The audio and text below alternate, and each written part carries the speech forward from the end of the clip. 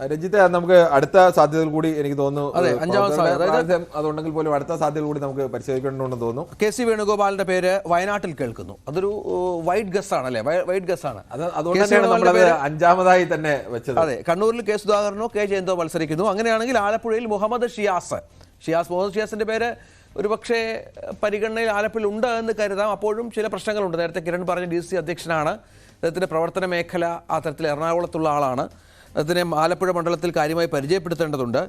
വേണുഗോപാൽ രാഹുൽ ഇല്ലെങ്കിൽ വയനാട്ടിൽ മത്സരിക്കുക എന്നുള്ളതും ഒരു സാധ്യതയാണ്.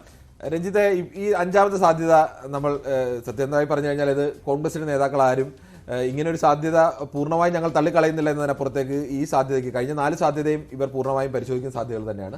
ഈ അഞ്ചാമത്തെ സാധ്യത കോൺഗ്രസ് ആയതുകൊണ്ട് നേതാക്കളടക്കം നൽകുന്ന സൂചന കോൺഗ്രസ് ആയതുകൊണ്ട് ഒരു സാധ്യതയും നിങ്ങൾക്ക് പൂർണ്ണമായും തള്ളിക്കളയാൻ കഴിയില്ല. ചിലപ്പോൾ അവസാന നിമിഷം അങ്ങനെയൊക്കെ തീരുമാനങ്ങൾ വന്നേക്കാം. അങ്ങനെയാണെങ്കിൽ കെ സി വേണുഗോപാൽ കേരളത്തിലെ വയനാട് സീറ്റ് എന്ന് പറയുന്നത് ഇന്ത്യയിൽ തന്നെ കോൺഗ്രസ് ഏറ്റവും സേഫായ സീറ്റാണ്. അങ്ങനെ വരുമ്പോൾ അവിടെ ആര് മത്സരിക്കണം? ഒരു പ്രധാനപ്പെട്ട നേതാവ് തന്നെ മത്സരിക്കട്ടെ എന്ന് പറഞ്ഞാൽ കെ സി വേണുഗോപാലിന് അത്തരത്തിലേക്ക് വരാൻ സാധ്യതയുണ്ട്. അങ്ങനെയാണെങ്കിൽ ആലപ്പുഴയിലേക്ക് ഒരു മുസ്ലിം കാൻഡിഡേറ്റ് വേണ്ടി വരും. ആലപ്പുഴയിൽ മുസ്ലിം കാൻഡിഡേറ്റ് എന്ന നിലയ്ക്ക് മുഹമ്മദ് ഷിയാസിന്റെ പേര് ഇപ്പോൾ നിലവിൽ എന്തായാലും മുഹമ്മദ് ഷിയാസിന്റെ പേര് അങ്ങനെ ഒരു സജീവമായി പരിഗണിക്കുന്നില്ല. ഒരുപാട് പ്രയാസങ്ങളൊക്കെ ഉണ്ട്. എറണാകുളം ജില്ലയിലെ താല്പര്യമുള്ള സ്ഥാനാർത്ഥിയാണ്. താല്പര്യമുള്ള സ്ഥാനാർത്ഥിയാണ്. VD സതീശൻ താല്പര്യമുള്ള സ്ഥാനാർത്ഥിയാണ്. പൊതുവെ കേരളത്തിലെ ഇപ്പോൾ ചെറുപ്പക്കാരായ കോൺഗ്രസുകാർക്കൊക്കെ വലിയ ആവേശം നൽകുന്ന ഒരു കാൻഡിഡേറ്റ് ആണ്. അതുകൊണ്ട് തന്നെ മുഹമ്മദ് ഷിയാസിനെ അങ്ങനെ കേരളത്തിൽ ഇപ്പോൾ കഴിഞ്ഞ കുറച്ചു കാലം കൊണ്ട് തന്നെ ഷിയാസ് കേരളത്തിൽ എനിക്ക് തോന്നുന്നു ഏറ്റവും പ്രധാനപ്പെട്ട DCC എത്രത്തോളം അദ്ദേഹം പരിചിതനാണ് എന്നുള്ള പ്രശ്നം മാത്രമേ ഉള്ളൂ, അല്ലേ? അത്തരം ചില വിഷയങ്ങളൊക്കെ ഉണ്ട്. പക്ഷേ നമ്മൾ തുടക്കത്തിൽ തന്നെ പറഞ്ഞല്ലോ, ഇത് മറ്റ് സാധ്യതകളൊക്കെ കഴിയുമ്പോൾ ചിലപ്പോൾ അത്തരം സാധ്യതകളിലേക്ക് കൂടി കോൺഗ്രസ് പോകാൻ സാധ്യതയുണ്ട് എന്നതുകൊണ്ട് നമ്മൾ ആ സാധ്യത ഒഴിവാക്കണ്ട എന്നത് തന്നെയാണ് അത്തരം ഒരു സാധ്യത പറയുന്നത്. അങ്ങനെയാണെങ്കിൽ കണ്ണൂരിൽ ഈ കെ സുധാകരനും അവിടെയാണെങ്കിൽ അപ്പോൾ ഈ പറയുന്നത് പോലെ ഈഴവ പ്രാതിനിധ്യവും അവർക്ക് ഉറപ്പാക്കാൻ കഴിയും, മുസ്ലിം പ്രാതിനിധ്യവും ഉറപ്പാക്കാൻ കഴിയും. കെ സി വേണുഗോപാലിന് സേഫായ ഒരു സീറ്റിൽ മത്സരിച്ചുകൊണ്ട് ഇന്ത്യയിലാകമാനമുള്ള പ്രചരണം നടത്താനും മറ്റ് കാര്യങ്ങൾക്ക് വേണ്ടി സംഘടനാകാര്യ ചുമതലയുള്ള ജനറൽ സെക്രട്ടറിയാണ്. മറ്റ് സംസ്ഥാനങ്ങളൊക്കെ പോകേണ്ടതുണ്ട്. അതെല്ലാം എനിക്ക് തോന്നുന്നു ഒരുപക്ഷെ ഈ ഏറ്റവും അവസാനത്തെ ഒരു കിരൺ നൽകിയ ലിസ്റ്റ്, അതായത് 5 ഒരു പക്ഷേ കുറച്ചുകൂടെ പ്രാക്ടിക്കലായി കോൺഗ്രസിന് ഉപയോഗപ്പെടുത്താൻ പറ്റുക എന്ന് തോന്നുന്നു. രാഹുൽ ഗാന്ധി ഇവിടെ മത്സരിക്കുന്നു എന്നുള്ള പ്രശ്നം ഒഴിവാകും. കെ സി വേണുഗോപാൽ സേഫ് ആകും.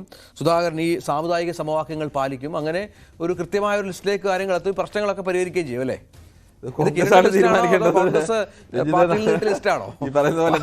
തീരുമാനിക്കേണ്ടത് കോൺഗ്രസ് ആണ്.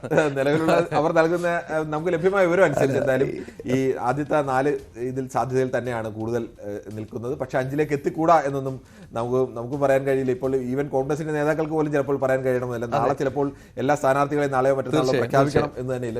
ഈ 3 സീറ്റുകൾ ഒഴിച്ചിടാനുള്ള സാധ്യത പോലും തീർച്ചയായും മാധ്യമ രംഗത്തെ ഡൽഹിയിലെ അടക്കം പരിചയം കൊണ്ട് പക്ഷേ കിരൺ ഉണ്ടാക്കിയ ഒരു 5ാമത്തെ സാധ്യതകൾ വളരെ പ്രധാനമാണ്. നേതാക്കൾ കൂടി അതൊന്ന് വിലയിരുത്താവുന്നതാണ്. കാരണം കെ സി വേണുഗോപാൽ വയനാട്ടിൽ വന്നാൽ ഈ പ്രശ്നങ്ങളൊക്കെ പരിഹരിക്കപ്പെടും എന്നുള്ള വളരെ പ്രധാനപ്പെട്ട ഒരു കാര്യം കൂടിയുണ്ട്. കെ സി വേണുഗോപാലും കെ സുധാകരൻ കണ്ണൂരും മുഹമ്മദ് ഷിയാസ് ആലപ്പുഴയിലും മത്സരിച്ചാൽ ഏതായാലും നമ്മൾ ഇലക്ഷൻ ചാനൽ ഈ വിഷയത്തിലാണ്. കോൺഗ്രസുമായി ബന്ധപ്പെട്ട സ്ഥാനാർത്ഥി പ്രഖ്യാപനം ഒരുപക്ഷെ നാളെയെങ്കിലും ഉണ്ടാകുമെന്ന് കുറഞ്ഞപക്ഷം പ്രവർത്തകരെങ്കിലും പ്രതീക്ഷിക്കുന്നു. കാരണം മറ്റ് 2 മുന്നണികളും തെരഞ്ഞെടുപ്പിലൊക്കെ സജീവമാണ്, മണ്ഡലങ്ങളിലൊക്കെ സജീവമായി നിൽക്കുന്നു, പ്രചരണം നടത്തുന്നു. കോൺഗ്രസ് പ്രവർത്തകർ അണികളൊക്കെ ഈ ഇത്തരം ദിവസ സംഭവവികാസങ്ങളിലെങ്കിലും പുതിയ സാഹചര്യം അനുസരിച്ച് നിരാശരാണ് എന്നുള്ളതാണ്.